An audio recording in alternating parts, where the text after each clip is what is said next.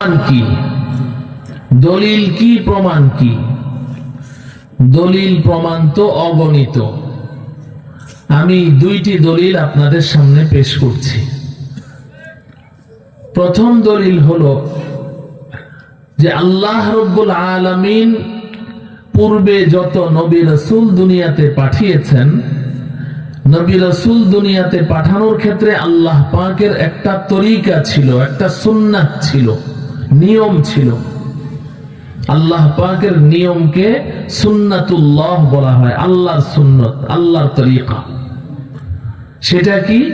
আল্লাহ রাব্বুল আলামিন এই পৃথিবীতে পূর্বের নবী রাসূলগণকে পাঠানোর ক্ষেত্রে এই পদ্ধতি অবলম্বন করতেন যে একই সময়ে একাধিক নবী রাসূল দুনিয়াতে পাঠিয়ে দিতেন।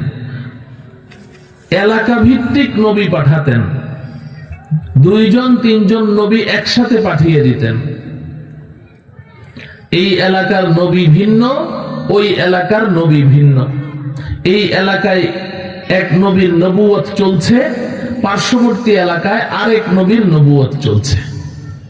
এট এ টাইমে, একই সময়ে একাধিক নবীর নবুয়ত পৃথিবীতে চলমান থাকতো। এলাকা ভিত্তিক আল্লাহ পাক নবী পাঠাতেন। যেমন আপনারা জানেন হযরতে ইব্রাহিম খলিলুল্লাহ আলাইহিস সালাম, তিনি যখন নবী, ঠিক ওই মুহূর্তে পার্শ্ববর্তী এলাকার নবী ওনার আপন ভাতিজা হযরতে লূত আলাইহিস সালাম। দুই এলাকায় চাচা ভাতিজার নবুয়ত চলছে। আবার হযরতে ইব্রাহিম আলাইহিস সালাম নবী, ওনার দুই পুত্র সন্তান হযরতে ইসমাঈল ও হযরতে ইসহাক আলাইহিস সালাম, দুই ভাই, দুজনেই নবী। হযরতে ইসহাক আলাইহিস সালাম নবী, ইসহাক আলাইহিস সালামের পুত্র হযরতে ইয়াকুব আলাইহিস সালাম নবী। ইয়াকুব আলাইহিস সালাম যেই মুহূর্তে কেনানের নবী, ঠিক ওই মুহূর্তে ওনার ছেলে ইউসুফ আলাইহিস সালাম মিশরের নবী। হযরতে মূসা আলাইহিস সালাম, ফিরআউন নির্দেশ জারি করলো, মূসাকে গ্রেফতার করো, ওকে ফাঁসিতে ঝুলাতে হবে। মূসা আলাইহিস সালাম ফিরআউনের এই সংবাদ পেয়ে তিনি মিশর ছেড়ে পলায়ন করলেন, বহু দূর দেশে চলে গেলেন। বহু দূর দেশে গিয়ে যেই বাড়িতে মূসা আলাইহিস সালাম আশ্রয় পেয়েছিলেন, ওই বাড়ির মালিকও একজন নবী, হযরতে শুআয়ব আলাইহিস সালাম।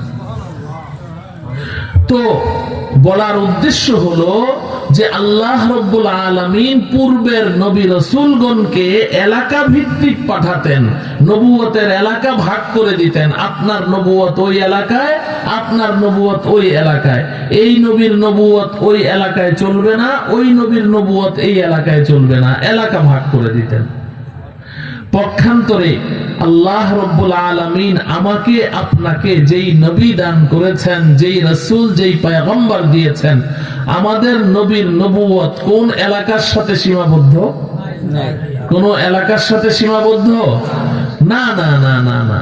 আমাদের নবীকে তো কোনো সুনির্দিষ্ট এলাকার জন্য আল্লাহ পাক পাঠাননি, বরং একজন কবি বড় চমৎকার করে বলে দিয়েছেন, জাহাं तक है रबूबियत खुदा की, जहां तक है रबूबियत खुदा की, वहां तक है नबूवत मुस्तफा की, वहां तक है नबूवत मुस्तफा की। अल्लाह रब्बुल आलमीনের রবুবিয়ত, আল্লাহ পাকের খোদাই, আল্লাহ পাকের প্রভুত্ব যত যত জায়গায় চলমান, আমার আপনার নবীর নবুয়ত তত তত জায়গায় চলমান। এই জন্যই তো আমরা নামাজের মধ্যে সূরাতুল ফাতিহার প্রথম আয়াতটা পড়ি, আলহামদুলিল্লাহি রাব্বিল আলামিন।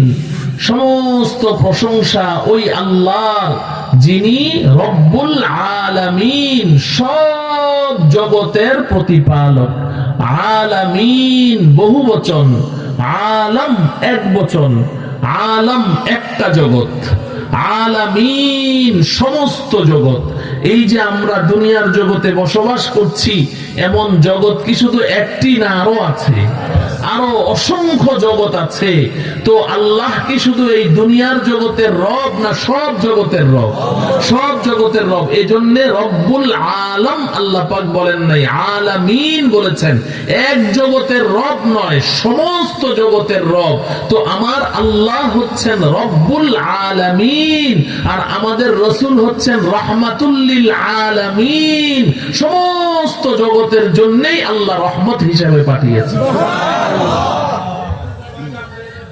তো আল্লাহ রব্বুল আলামিন এমন একজন বিশ্ব নবী, এমন একজন বিশ্ব নবী আল্লাহ পাক আমাকে আপনাকে দান করেছেন।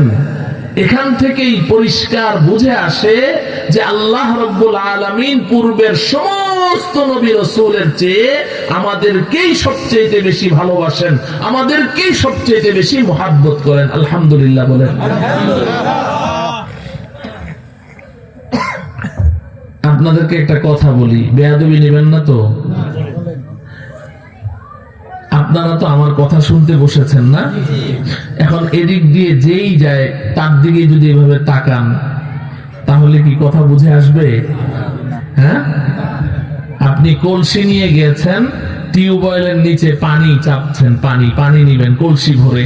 এখন টিউবওয়েলের যে মুখটা আছে, মুখটা এই জায়গায়, আর কলসিটার মুখ এই জায়গায়। এখন আপনি সারাদিন পানি চাপেন, পানি সব বাইরে পড়বে, একটাও কি ভিতরে যাবে? ভিতরে যেতে হলে কি করতে হবে? দুইটা মুখ বরাবর থাকতে হবে, তাই না? আর কি ওদিকে তাকাবেন না? কেউ তাকাবেন না। আমার কষ্ট হয়, আমি ছাত্র পড়াই তো, সারাদিন পড়াই, এজন্য এদিক সেদিক তাকাইলে আমি কথা বলতে পারি না। যতক্ষণ আমি কথা বলবো আমার দিকে তাকিয়ে থাকবেন, ঠিক আছে তো? ইনশাআল্লাহ। জি, আল্লাহ রব্বুল আলামিন কথাগুলো আমাদের সবাইকে মনোযোগ সহকারে শোনার তৌফিক দান করুন। মুহতারাম হাজিরিন, তো আমি বলছিলাম যে আমরাই যে সর্বশ্রেষ্ঠ উম্মত, এর এক নম্বর প্রমাণ আমি দিলাম যে আল্লাহ রব্বুল আলামিন সমস্ত নবীর সেরা নবী, সব নবীর শ্রেষ্ঠ নবী, বিশ্ব নবী আল্লাহ তাআলা আমাকে আপনাকে দিয়েছেন। আমরা আল্লাহর কাছে এই ব্যাপারে কোনো দরখাস্ত করি নাই, কোন রকমের অ্যাপ্লিকেশন সাবমিট করি নাই যে আল্লাহ আমাদেরকে সেরা নবী দেন, শ্রেষ্ঠ নবী দেন। কোনো দরখাস্ত ছাড়া, আবেদন নিবেদন ছাড়াই আল্লাহ পাক যে আমাদেরকে বিশ্ব নবী দান করলেন, এটাই প্রমাণ করে যে আল্লাহ আমাদেরকে সবচেয়ে বেশি ভালোবাসেন। দুই নাম্বার প্রমাণ হলো যে আল্লাহ রব্বুল আলামিন পূর্বের যত নবী রাসূল দুনিয়াতে পাঠিয়েছেন, সমস্ত নবী রাসূলের সাথে আল্লাহ রব্বুল আলামিন কথা বলেছেন ফেরেশতার মাধ্যমে। কিসের মাধ্যমে? ফেরেশতার মাধ্যমে। একজন নবীর সাথে সরাসরি কথা বলেছেন, তিনি হলেন হযরতে মূসা আলাইহিস সালাম। মূসা আলাইহিস সালামের সাথে আল্লাহ পাকের সরাসরি কথা হয়েছে, তবে মূসা জমিনে, আল্লাহ আরশে। ওই আরশের থেকে আল্লাহ তাআলা মূসা আলাইহিস সালামের সাথে কি করেছেন? কথা বলেছেন। মাঝখানে হাজার হাজার পর্দা, অসংখ্য পর্দা। এই পর্দার আড়াল থেকে আল্লাহ তাআলা মূসা আলাইহিস সালামকে তুর পাহাড়ে ডেকে নিয়ে আল্লাহ পাক তার সাথে কথা বলেছেন। যখন কথা বলছেন, ওই সময় কিন্তু মূসা আলাইহিস সালাম অস্থির হয়ে আল্লাহর কাছে একটা দরখাস্ত করেছিলেন, রব্বি আরিনি আনজুর ইলাইক, আল্লাহ একটু দেখা দাও, আল্লাহ একটু দেখা দাও।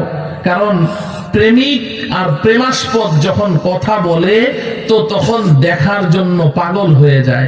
যতক্ষণ কথা না বলে অতক্ষণ এত অস্থির লাগে না, কিন্তু যখন প্রেমিক প্রেমাস্পদের আওয়াজ শুনে, প্রেমাস্পদ প্রেমিকের আওয়াজ শুনে কথাবার্তা যখন চলতে থাকে, তখন কিন্তু আর না দেখে থাকতে পারে না। বলেন ঠিক কিনা? তো হযরতে মূসা আলাইহিস সালাম হলেন প্রেমিক, আল্লাহ হলেন প্রেমাস্পদ। এখন আল্লাহর সাথে যখন প্রেমিক আর প্রেমাস্পদের কথা চলছে, আশিক আর মাশউকের কথা চলছে, মূসা আলাইহিস সালাম অস্থির হয়ে বললেন, রব্বি আরিনি আনজুর ইলাইক, আল্লাহ একটু দেখা দাও না, একটু দেখা দাও। আল্লাহ পাক বললেন, লান তারানি, হে মূসা, কঠিন কালেও না, অসম্ভব ব্যাপার। আমাকে তুমি দেখে তুমি সহ্য করতে পারবে না, আমার নূর তুমি বরদাস্ত করতে পারবে না, অতএব এই দুনিয়ায় থেকে দুনিয়ার চর্মচক্ষু দ্বারা আমাকে দেখা সম্ভব না। কিন্তু মূসা আলাইহিস সালাম তো নাছুড় বান্দা, আল্লাহ এক নজর একটুখানি দেখবো, আমি তো আর থাকতে পারছি না, অস্থির হয়ে গেলেন। তো মূসা আলাইহিস সালামকে আল্লাহ রাব্বুল আলামিন নিবৃত করার জন্য বললেন, ঠিক আছে মূসা, আমাকে দেখতে চাও, আগে একটা ইন্টারভিউ হয়ে যাক, ইন্টারভিউতে যদি পাশ করো আমি তোমাকে দেখা দেব, যাও। সেই ইন্টারভিউ কি? মূসা বলেন যে আল্লাহ, কি ইন্টারভিউ নিবেন নেন, তাও আমি আপনাকে দেখতে চাই। কারণ প্রকৃত আশিক, প্রকৃত প্রেমিক, সে কি ইন্টারভিউ দিতে ভয় পায়? না, সে ভয় পায় না, কারণ সে তো প্রকৃত প্রেমিক, ও তো ভণ্ড প্রেমিক না, মুখে মুখে খালি আশিকের রাসূল দাবি করে না, প্রকৃত আশিকের রাসূল। এজন্য এখন এই প্রকৃত আল্লাহর আশিক, আল্লাহর প্রেমিক, আল্লাহ যতই তার পরীক্ষা নেক, সে কিন্তু পরীক্ষা দিতে মোটেও ভয় পায় না। তো মূসা আলাইহিস সালাম বললেন, আল্লাহ যেই পরীক্ষা নেওয়ার নেন, কিন্তু আমি আপনাকে দেখতেই চাই। তো আল্লাহ রাব্বুল আলামিন বললেন, ওয়ালাকিন ইনজুর ইলাল জাবাল, ওই পাহাড়টার দিকে তাকিয়ে থাকো, ওই পাহাড়টার দিকে তাকিয়ে থাকো।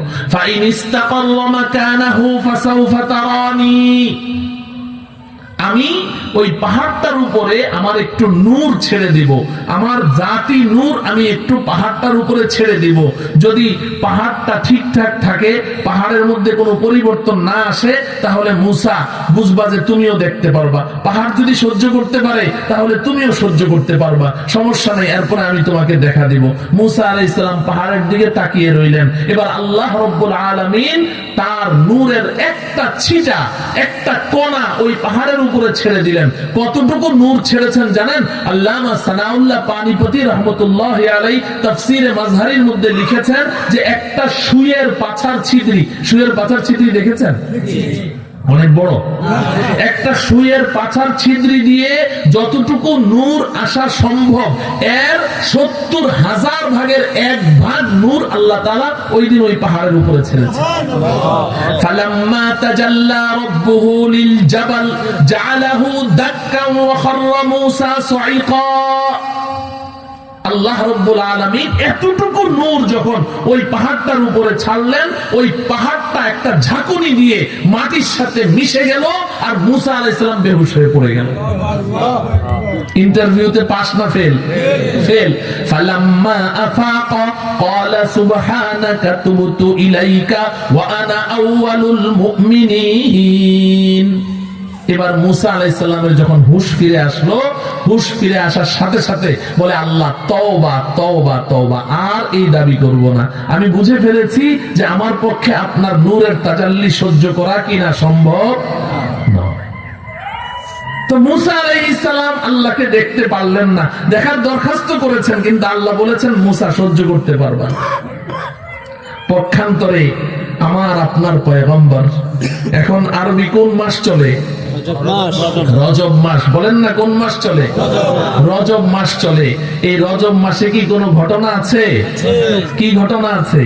আমাদের নবীজিকে আল্লাহ রাব্বুল আলামিন কত বড় মর্যাদা দান করেছেন। তিনি যে সর্বশ্রেষ্ঠ রাসূল, তার এই শ্রেষ্ঠত্ব প্রমাণিত করার জন্য আল্লাহ রাব্বুল আলামিন আমাদের নবীজিকে এই জমিন থেকে সপ্ত আসমান পাড়ি দিয়ে, সিদরাতুল মুনতাহা পাড়ি দিয়ে, সেই আরশে আজিমে নিয়ে সরাসরি আমাদের নবীজির সাথে সাক্ষাৎ করেছেন। এই মর্যাদা আল্লাহ পাক কোন নবী রাসূলকে দান করেননি। কোথায় নিয়ে গেছেন? এখন যদি আমি এই আলোচনা শুরু করি যে আরশে আজিম কত উপরে, লম্বা সময় লেগে যাবে, কত উপরে আমরা কল্পনাও করতে পারবো না।